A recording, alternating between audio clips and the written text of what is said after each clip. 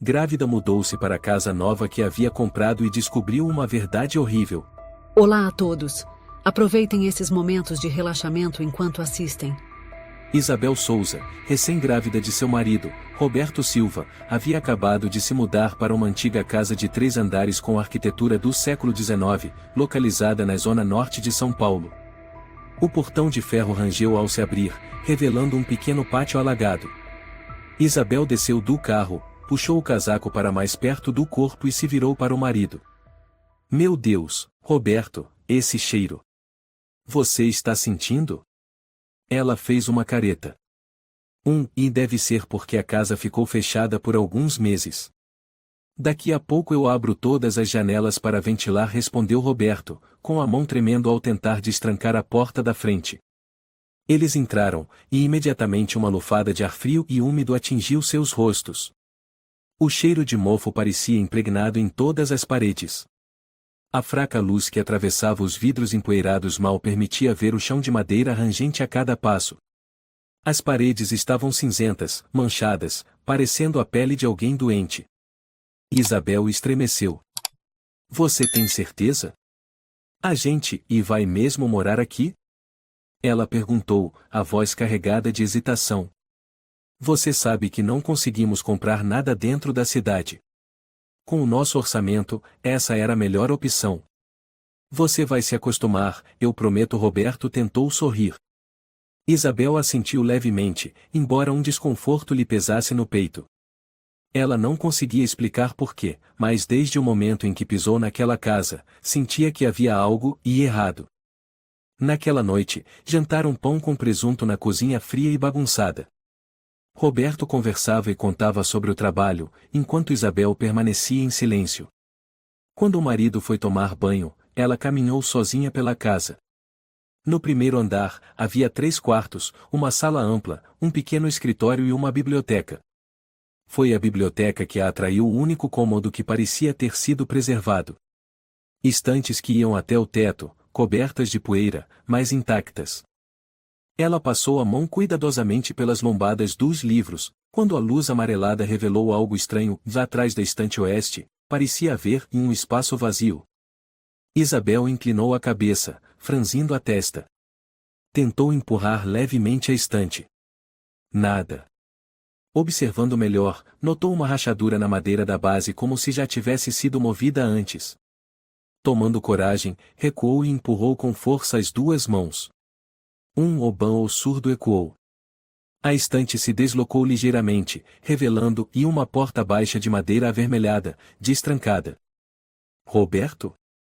Ela chamou alto, mas só ouviu o som da água correndo no banheiro. Isabel agarrou a maçaneta de bronze enferrujado. Suas mãos tremiam, de frio e de um pressentimento inexplicável. A porta se abriu, revelando uma escada de pedra antiga que descia. Sem luz. Sem claridade. Apenas escuridão e um frio que parecia subir das profundezas da terra. Ela hesitou por alguns segundos, depois voltou para pegar o celular e ligar a lanterna. Quando a luz fraca iluminou os degraus, um cheiro forte de mofo, madeira podre e algo metálico invadiu suas narinas. Tapando o nariz, ela começou a descer. O porão era estreito, abafado, com teto baixo sustentado por colunas de aço enferrujado. Ela vasculhou com a lanterna e o coração disparou. Merda, e murmurou. Na parede de pedra à esquerda, havia marcas de arranhões por toda parte. Como se unhas ou garras tivessem sido usadas para rasgar aquela parede centenas de vezes. Os sulcos eram longos, profundos, irregulares, e em alguns pontos, havia manchas escuras de origem incerta. Isabel se aproximou e tocou um dos arranhões. Um arrepio percorreu sua espinha. Então, ela notou um pedaço de tecido preso numa fenda, um pedaço de suéter cinza, apodrecido. Roberto! Vem aqui embaixo um instante! Gritou, com a voz trêmula. Roberto desceu, ainda com o cabelo molhado, vestindo um roupão. O que foi? Olha essas marcas. Parece que alguém ficou preso aqui e tentou escapar. Roberto apontou a lanterna, franzindo a testa. Pode ter sido um gato selvagem ou um rato grande. Você está exagerando. Rato? Rato que arranha desse jeito? Ela o encarou. Você acabou de se mudar, num dia de chuva. Deve estar tensa. Dorme uma noite aqui e amanhã tudo parece melhor. Isabel ficou em silêncio. Sentia-se ignorada, desacreditada. Mas dentro dela, o incômodo crescia. Quando se levantou para sair do porão, o celular se apagou. A escuridão engoliu tudo. Amor. A luz. Ela chamou. Roberto ligou a lanterna do celular, mas a iluminação era fraca, não alcançando além de poucos passos. Deve ser a bateria. Vamos subir, amanhã eu vejo isso. Subiram as escadas em silêncio. Isabel sentia como se algo a seguisse de perto. Um sopro gelado. Um sussurro indistinto. Virou-se nada. Naquela noite, Isabel não conseguiu dormir. O vento uivava pelas janelas, a chuva tamborilava no telhado como dedos ritmados. Ela olhava Roberto dormindo profundamente, cheia de dúvidas. Na manhã seguinte, Isabel decidiu ligar para uma velha amiga, Lúcia Nunes, arquiteta e especialista em restauração de casas antigas. Lúcia, está ocupada? Preciso que venha ver a casa nova. Tem algo errado. Estou trabalhando em Ouro Preto, mas se for urgente, vou aí à tarde. Me manda o endereço. Naquela tarde, Lúcia chegou. Era uma mulher pequena, energética, com cabelos curtos e olhos atentos. Uau, essa casa é do fim do século XIX. Pedra natural, estrutura de madeira original e mais com problema sério de umidade, comentou ao caminhar pelo térreo. E o porão? Tem algo estranho lá? Isabel perguntou. Lúcia pegou sua lanterna profissional e desceu com cautela. Examinou cada arranhão, cada rachadura. Isabel, você tem certeza de que ninguém morava aqui antes de vocês? Não sei. Roberto comprou por uma imobiliária. Disseram que estava abandonada desde o começo do ano passado. Lúcia franziu a testa e apontou um pequeno buraco no teto do porão. Isso é uma saída de ventilação antiga. Mas a grade foi cortada. Alguém tentou se comunicar com o lado de fora ou fugir. Isabel engoliu seco. Você acha que alguém foi mantido preso aqui?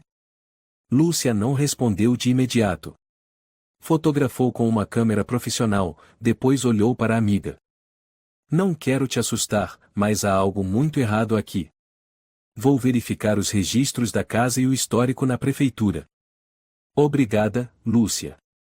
De verdade. Lúcia apertou sua mão e voltou para o carro, deixando Isabel sozinha na entrada do porão.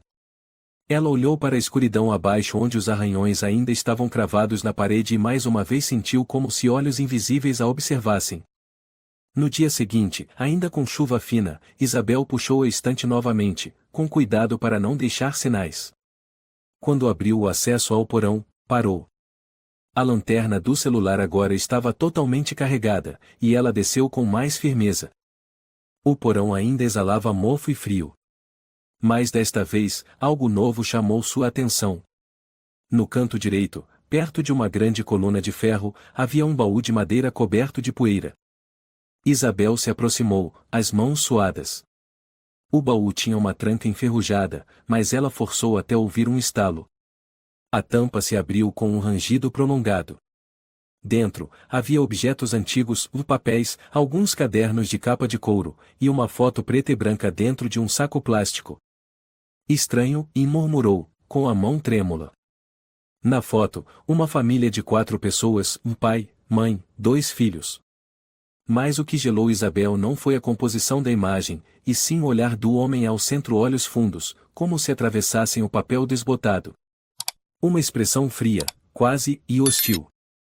Atrás da foto, uma inscrição borrada, de Júlio Santos 1978. Júlio Santos? O antigo dono? Ela sussurrou. Isabel abriu os cadernos.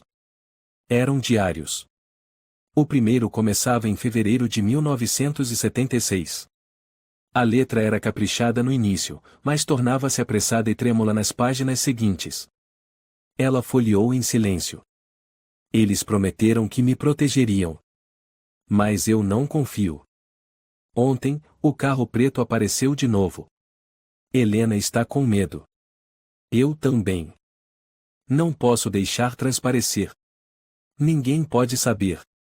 Se eles descobrirem que estou escrevendo isso. Algumas linhas estavam riscadas com força, quase rasgando o papel como se o autor tivesse enlouquecido. Isabel virou as páginas mais rápido, o pânico crescendo. Perto do final, leu um trecho que a fez gelar. Helena disse que eu devia confessar, mas é tarde demais. Eles estão vindo. Esta noite, vou esconder tudo. Se alguém encontrar isso, por favor, não fique aqui. Ela fechou o caderno com força, a palma da mão suada. Isabel? Onde você está? A voz de Roberto ecoou do andar de cima. Isabel respirou fundo. No porão. Estou olhando umas coisas antigas. Roberto desceu, fazendo careta. Por que essa obsessão com esse lugar? Você precisa descansar, de verdade. Olha isso, Isabel mostrou o diário e a foto. Estava no baú. É do Júlio Santos. E ele parece ter vivido algo terrível. Essa casa não é o que parece. Roberto pegou a foto, olhou rapidamente e deu de ombros. Antigamente, muita gente escrevia diários assim. Acho que ele era só paranoico. Isabel recuou, decepcionada. Você não vê nada estranho? Não sente o olhar desse homem na foto? Roberto suspirou. Vamos lá, não deixe a imaginação te dominar. Essa é só uma casa velha. Nada mais. As palavras de Roberto fizeram Isabel se sentir como se estivesse gritando para o vazio. A solidão infiltrava-se nela, junto com um medo cada vez mais palpável. Ela guardou tudo de volta no baú e subiu em silêncio, sem dizer mais uma palavra. Naquela noite, Isabel ligou para Lúcia, a voz trêmula. Lúcia, e eu encontrei os diários de Júlio Santos. Ele sabia que estava sendo vigiado. Talvez a família dele não tenha desaparecido ou por acaso. Lúcia ficou em silêncio por alguns segundos antes de responder. Estou procurando os registros, mas muitos documentos foram perdidos. No entanto, descobri uma pessoa que pode ajudar o Sr. Gabriel Oliveira, zelador do Cemitério da Consolação. Ele morou perto dali desde os anos 70. Pode ser que se lembre de algo sobre a família Santos. Você pode ir comigo até lá? Amanhã cedo eu passo aí. 6 horas, tudo bem? Obrigada, Lúcia. Ao desligar o telefone, Isabel permaneceu sentada no escuro. A luz da sala tremeluzia, como se fosse queimar. De repente, sentiu um frio cortante, como se uma corrente de ar gelado passasse por trás de si. No espelho da penteadeira, ela viu por um instante o reflexo de um homem parado atrás dela. Virou-se bruscamente e não havia ninguém. Não, e não pode ser, e ela deu alguns passos para trás. As luzes se apagaram de repente. O cômodo mergulhou na escuridão. Isabel gritou. Roberto! Roberto! Ele correu do quarto, com a lanterna acesa. O que foi? Você não viu? No espelho, e tinha um homem. Roberto olhou ao redor. Não tem ninguém aqui. Talvez você esteja sonhando acordada. Vou verificar o disjuntor. Mas Isabel sabia que o que viu era real. A sensação de estar sendo observada, aqueles olhos, aquele olhar gélido como na fotografia, tudo parecia reviver. Na manhã seguinte, Lúcia a buscou com sua velha caminhonete. As duas dirigiram por mais de 40 minutos até o Cemitério da Consolação. O lugar era úmido e silencioso, cercado por ciprestes encharcados. Gabriel Oliveira era um senhor magro, de barba branca, curvado, usando um chapéu preto. Quando Isabel mencionou família Santos, ele parou de repente. O que disse? Júlio Santos? Sim. Eu moro na casa número 14 da Rua das Flores. Ele era o antigo proprietário? Gabriel abaixou o olhar, a voz mais grave. Eu me lembro deles. Eram estranhos. Em 1978, a família simplesmente desapareceu. A polícia investigou, mas não encontrou nada. Só que o quê? Isabel prendeu a respiração. Antes do desaparecimento, vi Júlio discutindo com 3 homens estranhos bem na rua. Um deles estava armado. A polícia disse que era boato, mas eu sei o que vi. Lúcia interveio. O senhor sabe quem eram esses homens? Gabriel balançou a cabeça. Não. Mas depois disso, a casa foi trancada. Ninguém teve coragem de entrar. Isabel olhou para Lúcia. Em seus olhos, a mesma conclusão daquilo não era imaginação. No caminho de volta, Isabel sussurrou. Se Júlio foi ameaçado, e a família não desapareceu por uma maldição, e então o que aconteceu? Lúcia colocou a mão no ombro dela. Vamos descobrir. Mas você precisa ser forte. Aquela casa e ainda guarda muitos segredos. Isabel assentiu, o olhar endurecido. Ainda assustada, mas agora desperta a verdade estava esperando para ser desenterrada, e ela era quem devia fazê-lo. Isabel acordou às 3 da manhã, com o coração disparado como se tivesse tido um pesadelo. No escuro, tateou o celular, a tela não acendeu. Acionou o abajur, nada. O quarto estava mergulhado num silêncio assustador, só interrompido pelo som persistente da chuva no telhado. Roberto? Ela sussurrou, a voz rouca de medo. Mas ele dormia, roncando suavemente. A luz não acendia. O celular não ligava. Isabel saiu devagar para o corredor. A escuridão engolia tudo, só um pouco da luz da lua atravessava a cortina fina. Ela deslizou a mão pela parede e desceu as escadas, o coração acelerado, as mãos trêmulas.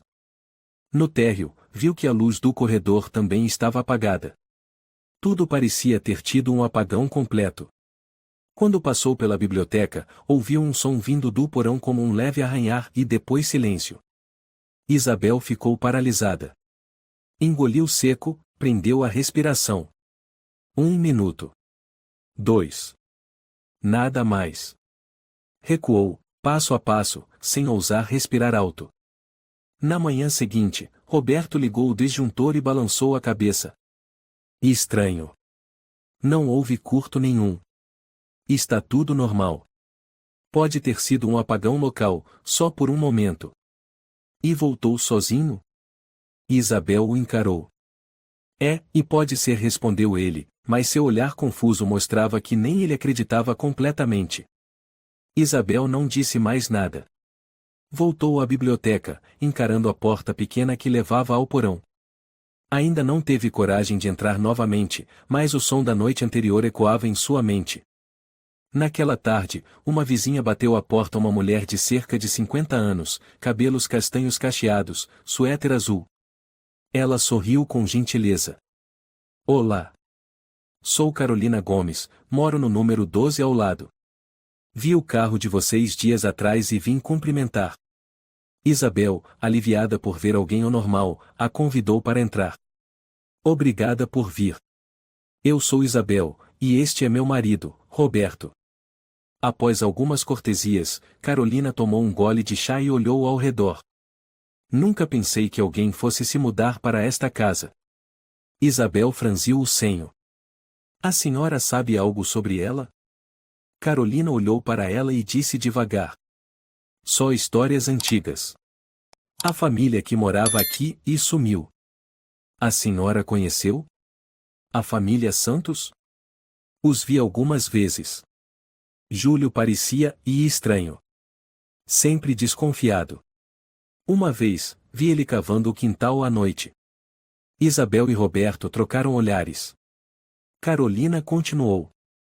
Um dia, a casa ficou trancada. Ninguém mais viu a família. A polícia investigou, mas concluiu que haviam se mudado sem avisar. Mas eu não acredito. Na noite em que sumiram, ouvi gritos. Isabel sentiu um calafrio. A senhora já entrou aqui depois disso? Nunca. Todos evitavam. Dizem que esta casa é amaldiçoada. Roberto sorriu, nervoso. Talvez as pessoas só tenham imaginação fértil. Carolina se levantou e olhou diretamente para Isabel. Não estou pedindo que acredite. Mas se vir algo estranho, não tente explicar. Confie no seu instinto. Depois que ela foi embora, Isabel permaneceu em silêncio por muito tempo. Subiu devagar, pegou o diário antigo de Júlio na estante. Virou até a última página, releu uma frase que já tinha visto mas não compreendido antes. As vozes sussurram na escuridão. Quem as ouvir, jamais deixará de ouvi-las. Aquela frase martelava em sua cabeça como um feitiço sombrio. Naquela noite, Isabel decidiu gravar o que acontecia no quarto enquanto dormiam. Colocou o celular sob o travesseiro, ativou o gravador e fechou os olhos. Na manhã seguinte, ouviu a gravação. No começo, apenas o ronco de Roberto. Mas por volta das 3h26, em meio ao silêncio, surgiu uma voz sussurrante. Deixe-nos ir. Seu coração quase parou. Repetiu o trecho. Era claramente uma voz baixa, quase ao lado do travesseiro. Mas no quarto só estavam ela e Roberto. Isabel pulou da cama, foi até o banheiro onde ele escovava os dentes. Você falou alguma coisa dormindo ontem? Não. Por quê? Eu ouvi uma voz estranha na gravação. Roberto franziu a testa. Isabel, você está se deixando levar demais. Acho que precisamos de uma pausa. Você quer voltar para São Paulo por uns dias? Isabel olhou, como quem busca cumplicidade. Mas o olhar de Roberto era só de preocupação e impotência. Ela desviou o rosto e guardou o celular no bolso. Ela não voltou para São Paulo. Em vez disso, foi ao encontro de Lúcia. Você tem certeza de que era uma voz humana? Lúcia perguntou. Eu não estou imaginando coisas. Gravei, você pode ouvir. Lúcia ouviu a gravação. Seus olhos também se tornaram sérios. Precisamos rever a planta da casa. Pode haver passagens secretas ou cômodos escondidos. Conheço um especialista em casas antigas, Daniel Martins. Vou ligar para ele. 3 dias depois, Daniel chegou, um homem de cerca de 40 anos, barba por fazer, camiseta cinza, carregando medidores de campo magnético, câmera térmica e mapas topográficos. Depois de examinar o porão e o térreo, voltou à biblioteca e apontou para a parede atrás da estante.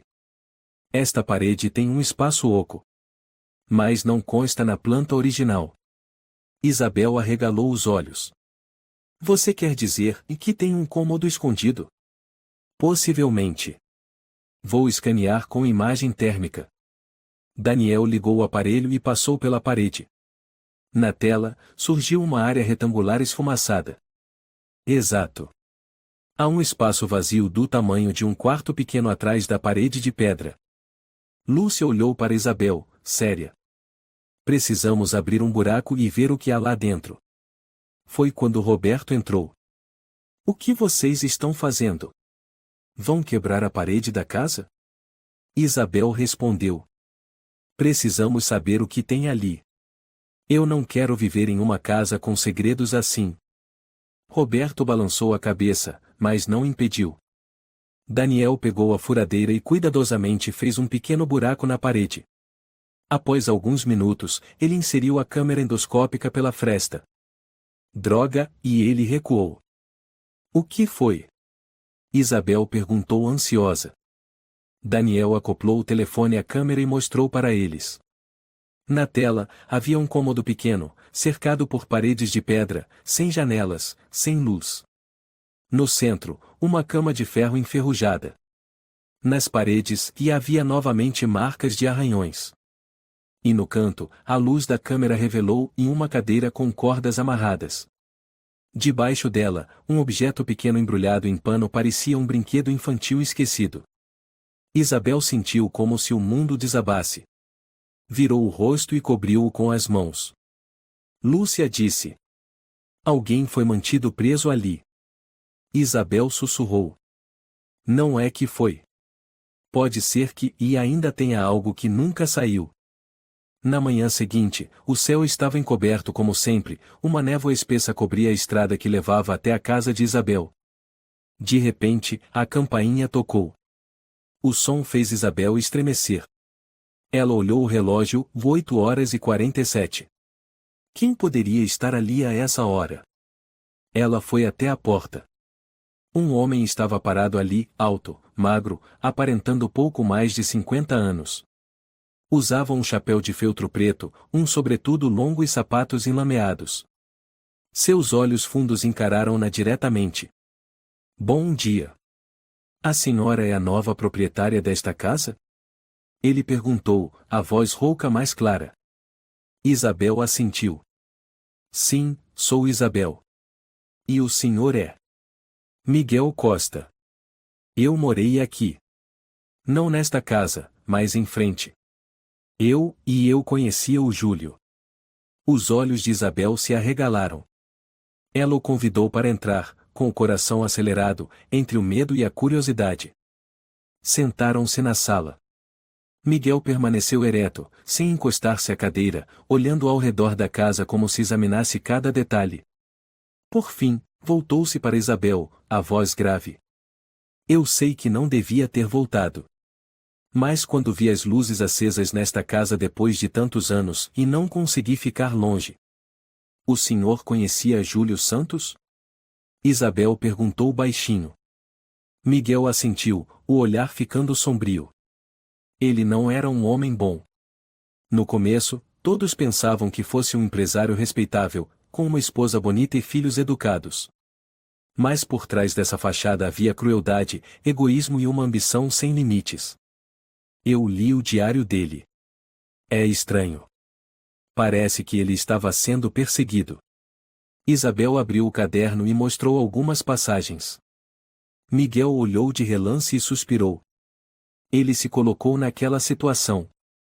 Nos anos 70, Júlio se envolveu com um esquema financeiro ilegal. Lavava dinheiro para um grupo criminoso do Rio de Janeiro. Mas foi ganancioso, escondeu dinheiro, traiu os comparsas. Quando tudo veio à tona. Eles vieram atrás dele? Isabel sussurrou. Não só o atrás. Eles queriam sangue. Lembro da noite, era dezembro de 1978. Chovia muito. Vi 3 homens estranhos entrarem nesta casa. As luzes ficaram acesas a noite toda. Depois, tudo apagou. No dia seguinte, ninguém nunca mais viu a família Santos. Isabel engoliu seco. Deixou o caderno no colo, apertando as mãos. A polícia não investigou. Miguel sorriu de canto. Júlio tinha dinheiro, tinha conexões. Quando desapareceu, consideraram como o desaparecimento voluntário.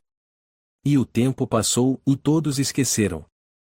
Isabel se lembrou do som na gravação. Alguém foi mantido preso nesta casa. Naquele cômodo secreto atrás da parede. Encontramos cordas, manchas de sangue antigas e um brinquedo de criança. Miguel se virou para ela. Pela primeira vez, seus olhos mostraram verdadeiro horror. Eles prenderam alguém aqui? Eu não sei. Pode ter sido um dos cobradores ou talvez alguém da própria família, castigado. Miguel ficou em silêncio, depois disse. A senhora deveria ir embora. Este lugar não é para quem tem consciência. Isabel franziu a testa. O senhor acha que eu posso simplesmente ir embora, depois de tudo que descobri? Alguém sofreu aqui, alguém pediu socorro. Eu não posso virar as costas. Miguel balançou a cabeça lentamente. A senhora é corajosa mas também imprudente. Não siga o mesmo caminho que Júlio.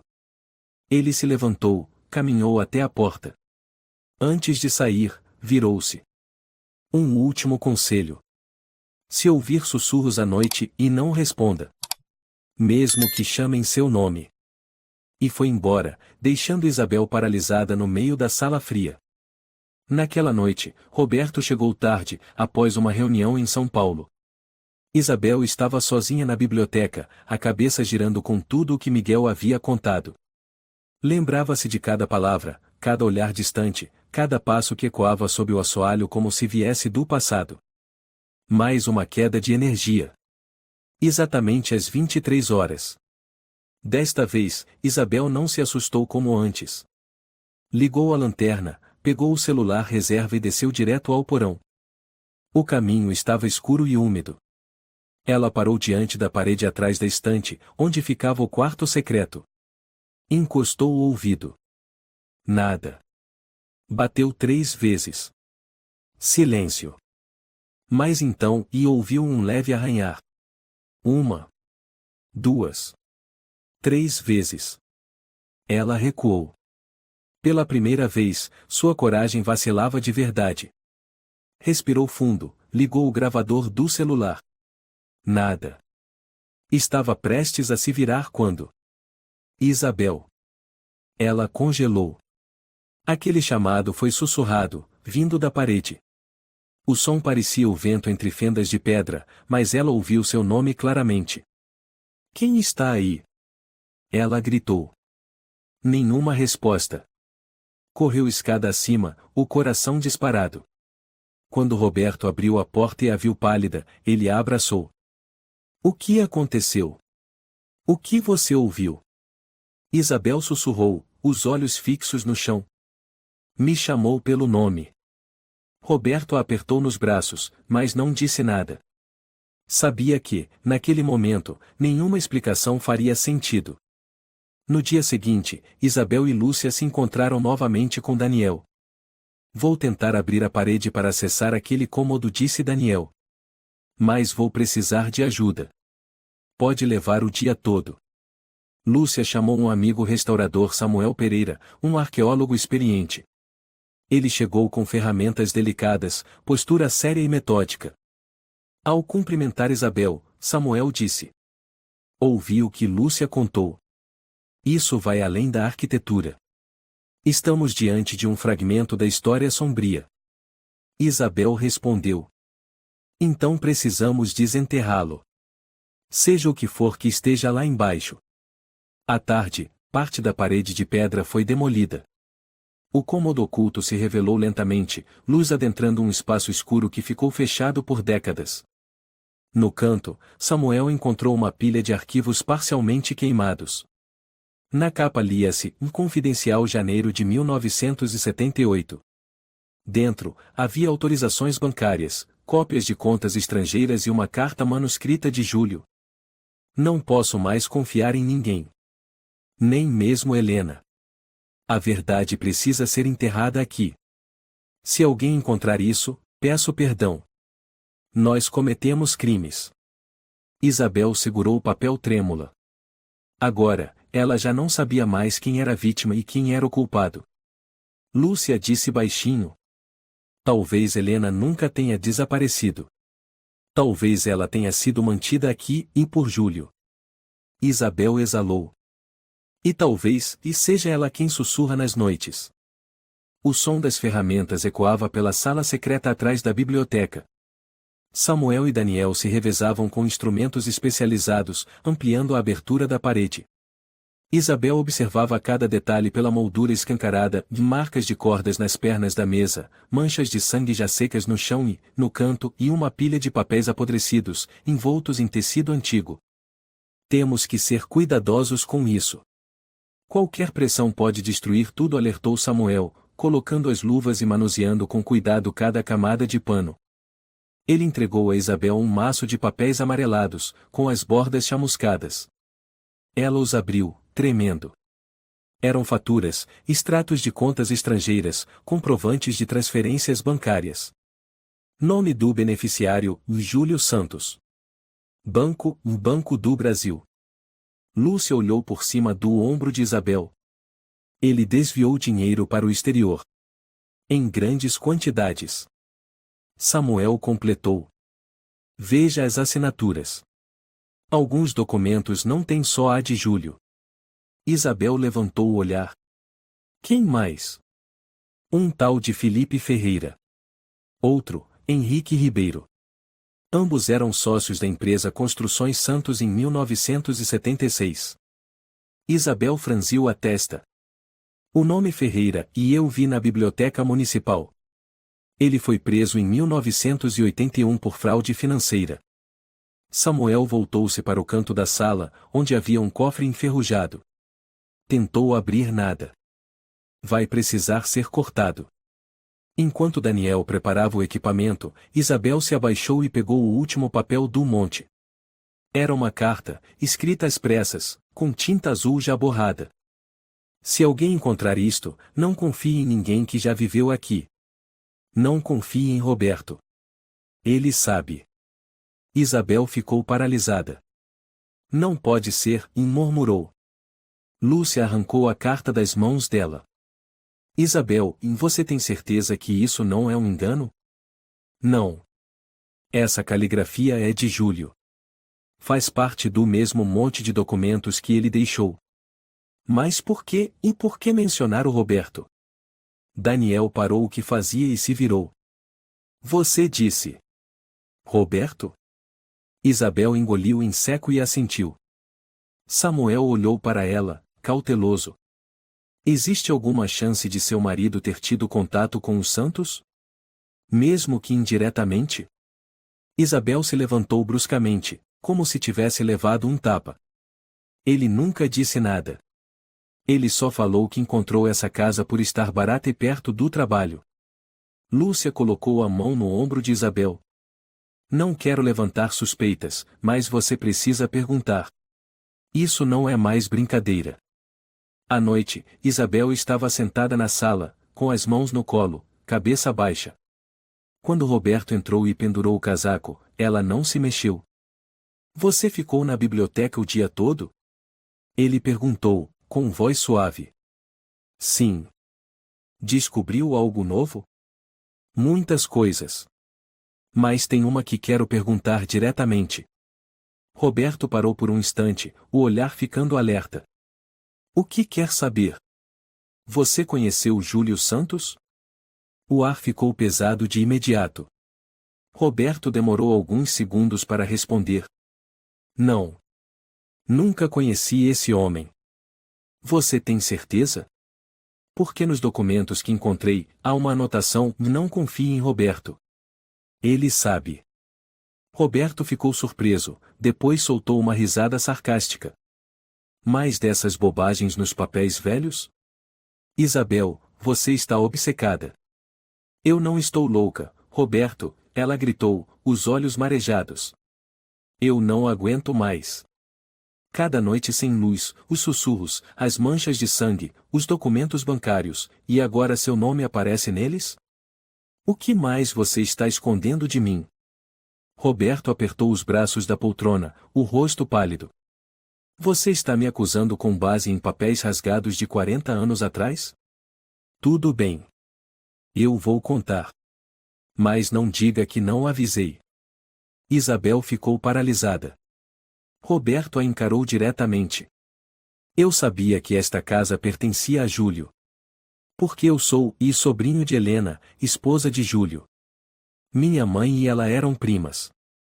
A família proibiu qualquer menção a eles após o desaparecimento.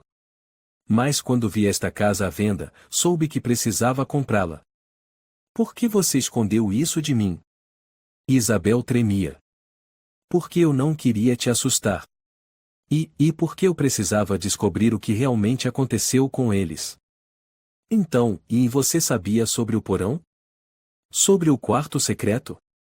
Não. Eu só sabia que a casa havia sido interditada.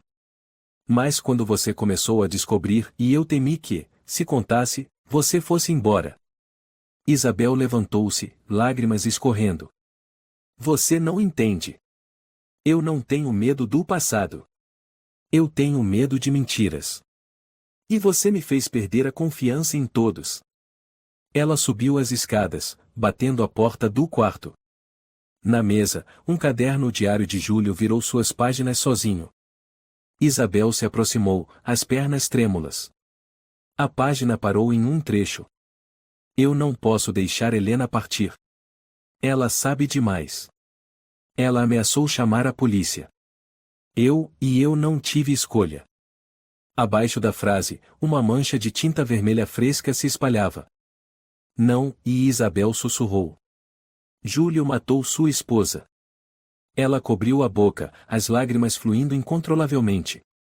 Na manhã seguinte, Samuel chegou com informações que havia pesquisado nos arquivos criminais de Campinas.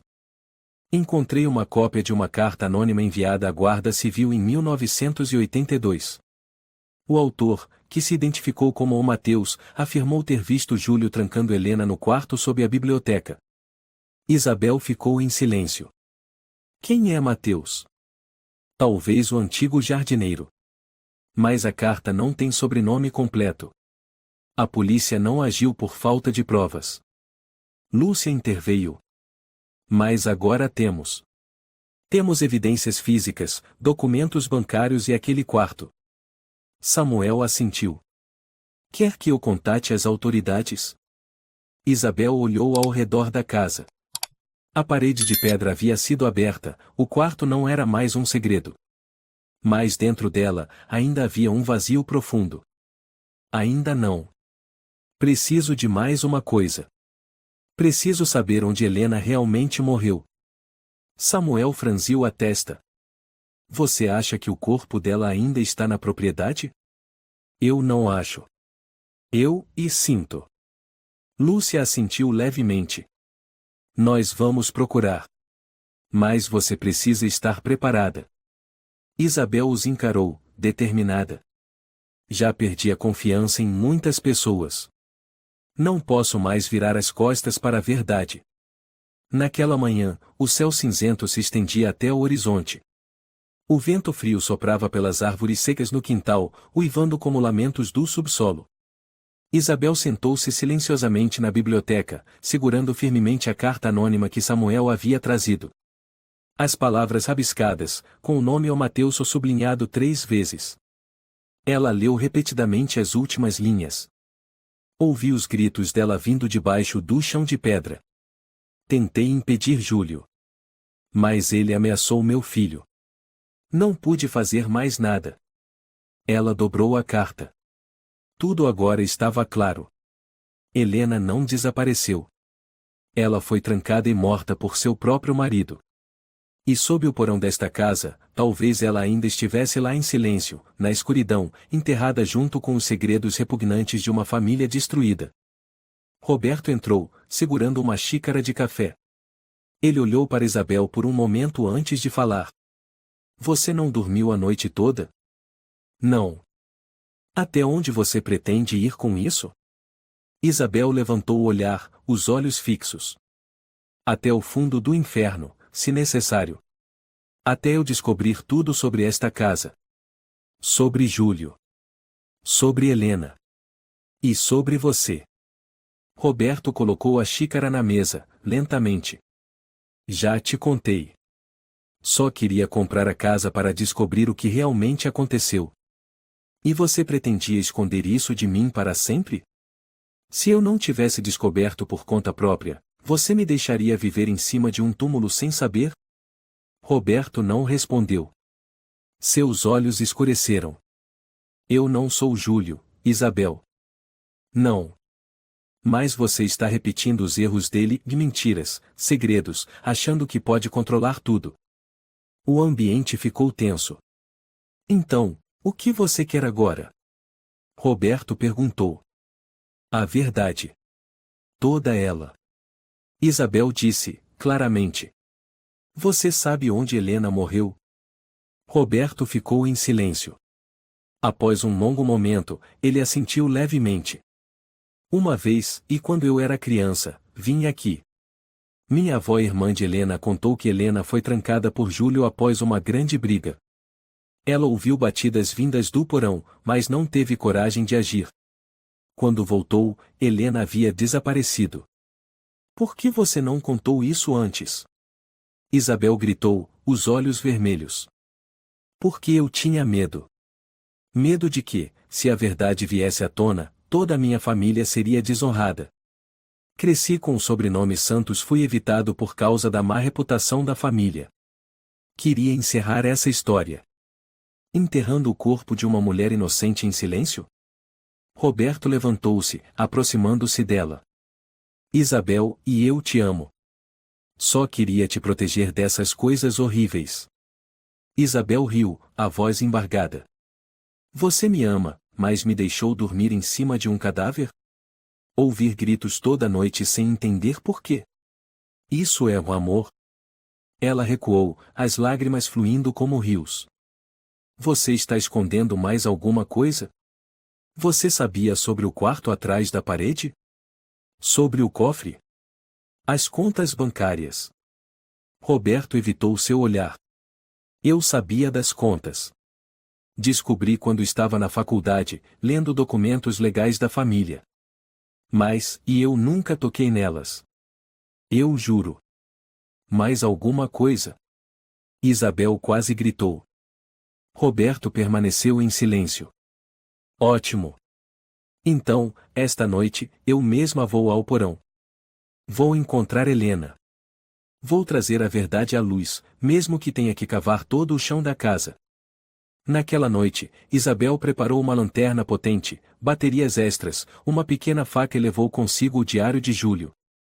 Ela desceu ao porão quando o relógio marcou 11 horas. Roberto não a impediu, apenas ficou na escada, observando. Isabel, e se você não voltar em 30 minutos, eu desço. Não precisa. Ela empurrou a porta que levava ao quarto de pedra atrás da parede, entrando no espaço frio. A luz iluminava cada canto. Ela começou a examinar o chão de pedra, cada ladrilho, cada rachadura. Depois de um tempo, ela notou uma pedra diferente e uma laje de cor distinta das demais. Isabel ajoelhou-se, batendo levemente. O som era oco. Havia um espaço vazio abaixo. Ela recuou, pegando uma alavanca da bolsa. Com esforço, começou a levantar a laje. Após 3 tentativas, finalmente uma abertura surgiu. Um cheiro forte de decomposição subiu.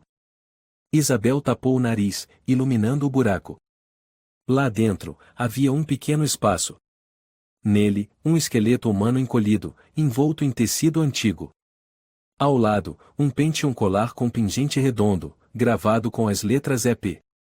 Helena Santos, e Isabel sussurrou. Ela virou-se e gritou. Roberto! Venha aqui! Ele correu, vendo-a sentada ao lado do buraco. Seus olhos se arregalaram. Meu Deus! Você tem coragem de olhar? Isabel disse friamente. Esta é a mulher que seu tio matou. Aquela com quem você me fez conviver por semanas sem dizer nada. Roberto ajoelhou-se, lágrimas escorrendo. E me desculpe. Isabel levantou-se, olhando para ele como se fosse um estranho. Não sei se posso confiar em você novamente, Roberto. Mas sei o que devo fazer. Na manhã seguinte, a polícia local, representantes da prefeitura e a imprensa se reuniram em frente à casa. Samuel, Lúcia e Daniel estavam presentes. Isabel ficou no centro da sala, segurando um microfone, falando com firmeza. Sou Isabel Souza. O que estou prestes a dizer não é boato, não é lenda, mas a verdade desenterrada desta casa. Ela apresentou as evidências, documentos bancários, cartas escritas por Júlio, a carta anônima de Mateus, fotos do quarto secreto, gravações dos sussurros e, por fim, o colar de Helena. Todos ficaram em silêncio. Lúcia aproximou-se, continuando. Este é um caso de assassinato encoberto por quase 50 anos. Helena Santos foi trancada e morta por seu marido após ameaçar revelar transações financeiras ilegais dele. O oficial de polícia continuava a anotar em silêncio. Uma repórter levantou a mão. A senhora pretende deixar esta casa, depois de tudo? Isabel ergueu os olhos. Não. Agora esta casa não é mais um esconderijo de crimes. É uma prova de justiça.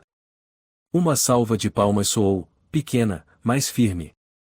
Isabel se virou para Roberto, que estava mais afastado. O olhar dele misturava arrependimento e gratidão. Ela não disse nada. Ainda havia um longo caminho pela frente.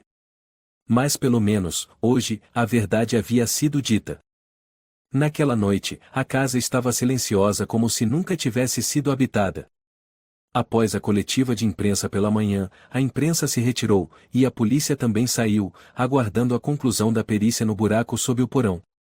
Samuel e Daniel voltaram para Campinas, enquanto Lúcia ficou mais uma noite, mas dormiu em um hotel próximo. Isabel estava mais uma vez sozinha com Roberto que agora, mesmo com o título de o marido, parecia tão distante quanto o próprio buraco sob o piso de pedra. Isabel estava sentada sozinha na biblioteca, com o diário de Júlio nas mãos. A última página estava parcialmente rasgada. A luz amarelada iluminava seu rosto cansado. A sala já não era mais um esconderijo de segredos, mas uma arena de almas dos mortos sem nome, das mentiras reveladas, e dos sentimentos que apodreceram em silêncio. Roberto entrou, com passos leves como os de um ladrão. Você ainda está acordada? Como eu poderia dormir? Ela respondeu sem olhar para ele. Ele sentou-se na cadeira à frente, as mãos entrelaçadas. Eu sei que errei. Mas não sei por onde começar a consertar. Isabel fechou o diário e o colocou sobre a mesa. Você não precisa consertar nada. Só precisa responder a uma pergunta. Pergunte. Quando soube que Helena havia sido morta por Júlio e que poderia estar enterrada sob o piso, e por que não avisou a polícia? Roberto ficou em silêncio. Depois, falou com voz baixa como um sussurro. Porque eu pensei, e se fizesse isso, ninguém mais acreditaria na minha família. O nome Santos já estava manchado. Eu só queria enterrá-lo bem fundo. E enterrar sua esposa junto? Disse Isabel, como uma lâmina cortando. Roberto não respondeu. Você não entende, Roberto, ela disse com os olhos brilhando. Eu morei aqui. Isso me invadia todas as noites. Eu ouvia gritos, sussurros, unhas arranhando as paredes. Eu achei que estava enlouquecendo. E você sabia, e me deixou assim. Roberto abaixou a cabeça, a voz trêmula. Eu tive medo. Medo de você me deixar. Medo de você desprezar o sangue que corre em mim. Isabel se levantou de súbito. Não, Roberto. O que me faz querer te deixar não é o sangue. É a covardia. Ela saiu da biblioteca sem olhar para trás. Perto da meia-noite, Isabel estava na sacada do segundo andar, olhando para o jardim mergulhado na escuridão. O vento assobiava pelas frestas da janela, trazendo um frio cortante. Lá embaixo, as sombras das árvores se moviam como braços de mortos tentando emergir da terra. Ela ligou para Lúcia. Eu não consigo passar mais uma noite aqui. Está sufocante. Eu tenho medo, e do homem que está ao meu lado. Lúcia respondeu na hora. Estou indo te buscar. Em 15 minutos estarei aí. Isabel desligou, pegou o casaco, a bolsa, e desceu. Ao passar pela biblioteca, ouviu um som estranho. Toque, toque e toque. Ela parou. O som vinha da sala secreta. Da parede de pedra que os policiais cobriram com uma placa de madeira provisória. Isabel recuou um passo, mas logo avançou. Ela não podia fugir para sempre. Tinha que encarar uma última vez. Ela entrou na sala e ligou a lanterna do celular. A luz iluminou a parede de madeira. Toque, toque e toque. Desta vez, o som era mais nítido. Como unhas batendo na madeira. Tem alguém aí?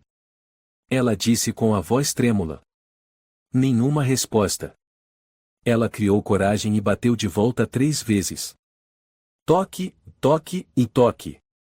Silêncio. De repente, toda a energia da casa se apagou. Isabel gritou. Roberto. Ninguém respondeu. Ela ligou a lanterna reserva e saiu correndo da sala. Roberto? Ouviu um barulho vindo do andar de cima. Correu escada acima até o quarto. A porta estava escancarada. Dentro, ninguém. Lençóis bagunçados, abajur no chão. Na parede, com sangue ou algo vermelho escuro estava escrito. Nós ainda não descansamos. Isabel arfava, recuando. Desceu correndo, procurando o celular para ligar para Lúcia. A tela estava quebrada. Sem sinal. Então ela ouviu passos vindos do porão. Devagar, passo a passo, Isabel foi até a biblioteca. A porta para o porão estava aberta. Ela desceu degrau por degrau, com a luz tremeluzente iluminando o caminho. Roberto? Ela chamou. Ninguém respondeu. Ela entrou na sala de pedra. O ar era gelado como gelo na pele. No centro da sala, no chão estava Roberto. Ele estava encolhido, com sangue escorrendo da testa, olhos arregalados, boca aberta. Isabel correu até ele, sacudindo-o. Roberto! Meu Deus! O que aconteceu? Ele murmurou. Alguém me empurrou. Isabel olhou em volta. Ninguém. Você viu quem era? Não, e mais, e os sussurros, e voltaram. Ela o ajudou a se levantar, subindo com ele as escadas. Lúcia chegou bem na hora. Meu Deus! O que aconteceu? Chama uma ambulância. Rápido! Gritou Isabel. 1 hora depois, Roberto foi levado ao hospital local. O ferimento não era grave, mas seu estado emocional estava em colapso. O diagnóstico médico, crise aguda de pânico. Roberto só repetia. Está lá embaixo. Helena, ou outra coisa, e não vai deixar. Lúcia abraçou Isabel no corredor. Você não pode voltar para aquela casa esta noite. Eu sei. Mas Helena, e sinto que ela ainda não foi libertada. Lúcia falou com tom grave. Talvez que a verdade não seja suficiente. Talvez seja preciso perdão. Isabel assentiu, lágrimas caindo. Eu vou voltar. Uma última vez. Para dizer a ela que sabemos que ela não está mais esquecida. No dia seguinte, ao meio-dia, Isabel voltou sozinha à casa. Sem polícia. Sem imprensa. Só ela e a casa vazia. Ela desceu ao porão, entrou novamente na sala de pedra. Ajoelhou-se junto ao antigo buraco, e sussurrou. Helena, e sei que você passou por horrores. Eu não sou da sua família. Mas fui testemunha, e prometo, seu nome não será esquecido. O ar era gélido como navalha. Mas então, uma brisa leve soprou, acendendo uma vela ao lado, uma vela que ninguém havia acendido. Isabel se levantou, olhou em volta pela última vez. Pela primeira vez em muitas noites, não ouviu sussurros. Subiu as escadas, fechou a porta do porão. E pela primeira vez trancou-a por fora. 3 dias após a exumação do corpo de Helena e o choque que levou Roberto à internação psiquiátrica, Isabel quase não saiu de casa. A comoção pública havia diminuído, mas dentro daquela casa antiga, o silêncio nunca fora tão pesado.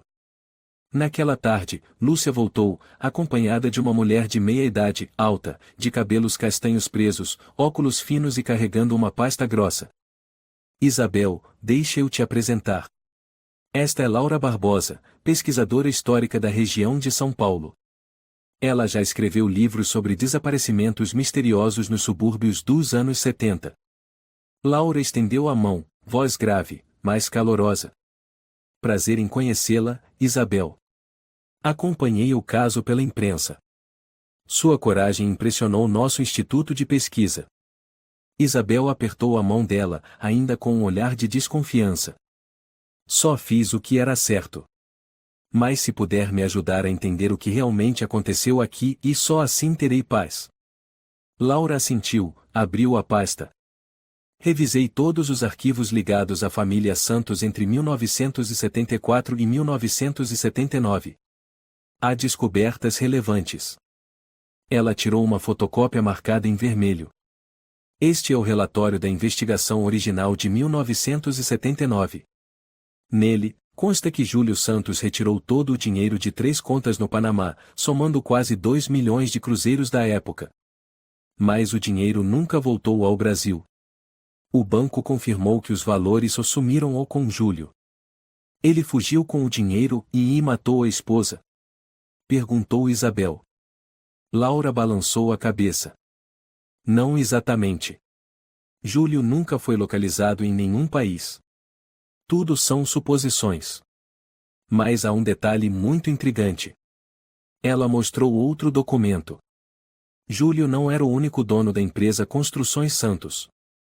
Havia 3 sócios, um Felipe Ferreira, Henrique Ribeiro e um nome pouco citado Luiz Almeida.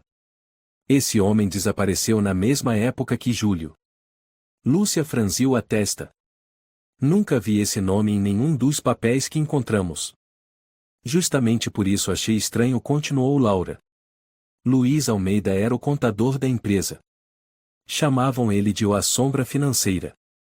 Isabel ficou em silêncio, depois perguntou. Você acha que Luiz traiu Júlio? Laura assentiu. Sim. Entre os arquivos, encontrei um comprovante de que Luiz transferiu 400 mil cruzeiros para uma conta em nome de José Delgado no Uruguai. E adivinhem? Laura virou a próxima página. C. Delgado era o pseudônimo usado por Henrique Ribeiro ao registrar uma imobiliária no início de 1980, ou seja, menos de 2 meses após o sumiço da família Santos. Isabel soltou um suspiro. Eles traíram Júlio e tomaram tudo dele. Laura concluiu, séria. Acredito que planejaram matar Júlio, mas ele descobriu. Reagiu prendendo Helena, escondendo o dinheiro, e preparando a fuga. Mas algo deu errado e tudo desmoronou. Lúcia completou. Talvez tenha sido Luiz quem matou Júlio e para eliminar testemunhas. Isabel balançou a cabeça. Não. Se Júlio foi assassinado, onde está o corpo dele? E Helena? Ela foi trancada até a morte, e mais por que Júlio não matou logo a esposa, se ele era tão cruel assim? Laura refletiu por um momento e disse. Talvez Júlio ainda achasse que voltaria. Talvez, e ele tenha mantido Helena como refém, caso precisasse negociar. E então? Isabel sussurrou, ele desapareceu. Porque foi eliminado pelos próprios cúmplices. Laura assentiu. É uma possibilidade muito forte. Isabel desabou na cadeira, cobrindo o rosto com as mãos. Podemos provar? Existe alguma forma de trazer tudo à luz? Laura tirou mais um dossiê da pasta. Este é o ponto mais importante, um documento de transferência bancária da conta do Panamá com a digital de Júlio que corresponde ao DNA encontrado em um fragmento de unha recolhido pela polícia na Sala de Pedra. Isso confirma que Júlio retornou a esta casa depois de desaparecer. E deixou vestígios. Lúcia arregalou os olhos. Quer dizer que Júlio pode ter voltado depois que todos achavam que ele havia fugido? Laura confirmou com a cabeça. Exatamente. E talvez tenha sido justamente nessa volta que ele foi morto. Isabel falou com a voz trêmula. Você acha que o corpo de Júlio também está em algum lugar nesta casa?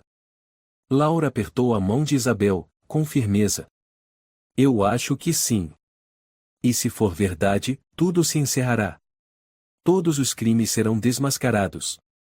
Eles não podem se esconder para sempre. Isabel olhou fundo nos olhos de Laura, sentindo que finalmente encontrara uma verdadeira aliada.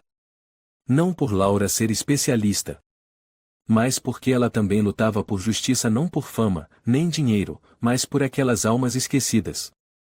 2 dias depois, a equipe de Samuel e Daniel voltou, acompanhada de um grupo de arqueólogos forenses.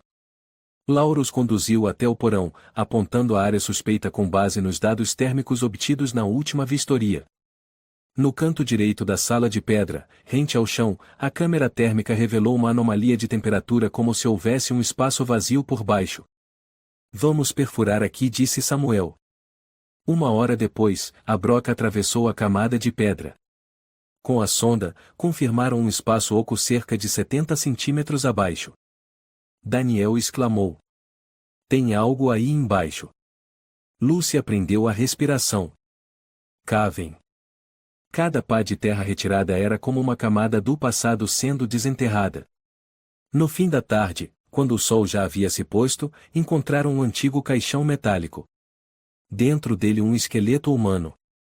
Laura retirou um saco de evidências e havia nele um anel de ouro com as iniciais OJP, um relógio de pulso modelo Panamenho parado desde 1979 e um fragmento de osso quebrado ainda com vestígio de sangue coagulado. Isabel ajoelhou-se diante dos restos mortais. Júlio Santos. Lúcia colocou a mão em seu ombro. Agora todos foram encontrados. Laura falou em voz baixa. E temos tudo o que precisamos para revelar a verdade. A notícia da descoberta do segundo corpo no porão da casa número 14 da Rua das Flores espalhou-se rapidamente por toda a cidade. Jornais como Folha de São Paulo e o Estado de São Paulo estamparam as manchetes. Desaparecimento da família Santos em 1978, verdade macabra é desenterrada após 47 anos. As emissoras de TV locais acamparam em frente à casa por dias. A polícia confirmou que o DNA dos ossos coincidia com parentes maternos de Júlio Santos, comparados a partir de registros médicos antigos. O investigador-chefe Hugo Lima declarou à imprensa: temos provas suficientes para afirmar que Júlio Santos foi assassinado e enterrado em sua própria casa logo após matar sua esposa, Helena Santos. Na coletiva de imprensa especial na Prefeitura de São Paulo, Isabel, Laura e Lúcia foram convidadas como testemunhas principais. A sala de conferências estava lotada, com câmeras apontadas diretamente para o púlpito. Isabel vestia uma camisa branca, com o cabelo preso, e ficou diante do microfone com uma serenidade quase gélida. Mas em seus olhos, o cansaço e a determinação fizeram a plateia silenciar. Estou aqui hoje não como heroína, mas como testemunha viva de que o passado, por mais enterrado que esteja, um dia retorna. A casa onde meu marido e eu nos mudamos foi palco de acontecimentos horríveis, uma conspiração, uma sequência de assassinatos e uma teia de mentiras que durou quase meio século. Ela ergueu duas fotos, um retrato de Helena e outro de Júlio. Esses não são apenas dois mortos. São símbolos de dois extremos, vítima e algoz. Mas sem a luz da verdade, ambos seriam apenas sombras esquecidas. Repórteres se agitaram, levantando mãos. Um perguntou: a senhora tem algum parentesco com a família Santos? Isabel respondeu firme: não. Sou apenas alguém que, por acaso, viveu na casa deles. Mas foi justamente isso que me impediu de ficar calada. Laura complementou: encontramos tudo, registros bancários, cartas manuscritas, comprovantes de transferência e até vestígios biológicos. O que foi escondido por décadas agora está esclarecido. Lúcia subiu ao púlpito com um olhar firme. Descobrimos também outro fato importante: o último cúmplice vivo do caso Henrique Ribeiro, hoje dono de uma imobiliária no Rio de Janeiro, é o mesmo que recebeu a transferência de Luiz Almeida em 1979. O processo judicial já foi encaminhado ao Tribunal Criminal. A sala encheu-se de murmúrios. Outro repórter perguntou: senhora Isabel, a senhora se sente usada por seu marido? Já que ele é descendente dessa família. O ambiente ficou subitamente tenso. Isabel ergueu o queixo, sua voz serena mais cortante. Me sinto traída. Mas foi justamente essa dor que me fez ir mais fundo. Foi o silêncio da família dele que matou Helena. E eu me recuso a continuar calada. Após a coletiva, o caso foi oficialmente reaberto com 3 suspeitos: Henrique Ribeiro, cúmplice financeiro, Luiz Almeida, contador, principal suspeito do assassinato de Júlio, e Matheus Rocha, antigo jardineiro e testemunha silenciosa. 2 semanas depois, a polícia prendeu Henrique em uma mansão nos arredores do Rio de Janeiro. Ele não resistiu. Em seu depoimento, Henrique abaixou a cabeça e confessou: Júlio era perigoso. Ele ameaçou nos denunciar se não dividíssemos o dinheiro igualmente. Luiz não aguentou a pressão. Foi ele quem matou Júlio. Eu só fiquei em silêncio. Isabel assistiu à reportagem de casa, com o coração pesado. Não sentia alegria pela justiça. Apenas um ciclo interminável de mais escolhas, pessoas que preferiram calar do que agir, deixando a dor se arrastar por décadas. Roberto voltou para casa no fim do mês, após quase 3 semanas de internação psiquiátrica. Estava visivelmente mais magro, o olhar mais suave, mas ainda assombrado. Isabel o recebeu em silêncio. Sentaram-se na sala, sem dizer uma palavra por 10 minutos. Até que foi Roberto quem falou. Sei que não mereço voltar. Mas se você permitir, e quero consertar, pouco a pouco. Isabel o encarou, sem raiva, mas também sem pressa de perdoar. Você entende mesmo o que aconteceu, Roberto? Ele assentiu. Helena não foi apenas uma vítima. Ela foi uma voz que a família inteira abafou. E eu, com meu silêncio, fui cúmplice disso. Você está certo, Isabel disse, com um leve aceno. Quero recomeçar. Não para esquecer o passado, mas para ser digno do que você fez. Ela não respondeu de imediato. Mas dentro de si, uma porta começou a se entreabrir. Um mês depois, Isabel foi oficialmente convidada a palestrar na Universidade de São Paulo, no seminário temático História Sem Nome Quando Pessoas Comuns Enfrentam a Verdade. Laura sentou-se ao seu lado, ouvindo com orgulho. Costumamos pensar que a história pertence aos livros. Mas, na verdade, ela está debaixo dos nossos pés em cada pedra, em cada medo, em cada sombra ainda sem nome. E às vezes, basta uma pessoa se recusar a fechar os olhos e para que tudo se revele. Após a palestra, muitos alunos pediram autógrafos, alguns a abraçaram chorando.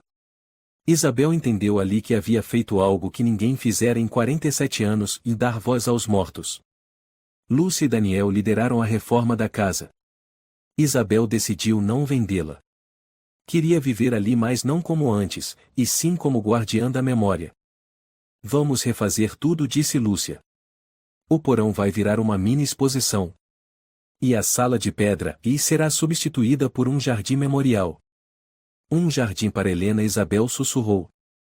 Roberto se ofereceu para ajudar na construção, e pela primeira vez, Isabel aceitou com um aceno. 3 meses depois, a casa estava completamente transformada.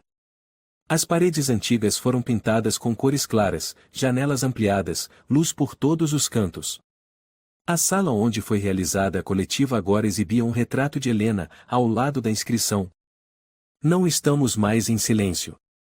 Uma pequena cerimônia foi realizada, com vizinhos e jornalistas que acompanharam a história desde o início. Isabel apareceu na sacada do 2º andar, sorrindo para a multidão. Laura estava ao lado e perguntou baixinho. Você está bem? Mais que bem. Me sinto leve. Como se esta casa finalmente conseguisse respirar. No jardim, o vento balançava as árvores recém-plantadas. No centro do memorial, uma pedra gravada dizia: Helena Santos, de 1938 a 1978. Enterrada no silêncio. Libertada pela verdade. Isabel pousou a mão sobre a pedra e murmurou: Descanse em paz, Helena. Nós ouvimos você. A história revela o poder da verdade e da coragem. O silêncio diante do mal apenas perpetua o erro, enquanto enfrentar o passado, por mais doloroso que seja, é o único caminho possível para a cura. Isabel não fugiu, lhe escolheu lutar. Mesmo traída, permaneceu firme em sua busca por justiça para os que já não podiam falar. A maior lição: o passado pode ser enterrado, mas nunca será esquecido enquanto houver alguém disposto a escutá-lo e agir por ele. Se você gostou desta história, convidamos você a dar um like e se inscrever em nosso canal. Seu apoio nos motiva a continuar trazendo histórias comoventes quase todos os dias. Estamos muito agradecidos pelo seu apoio. Até breve.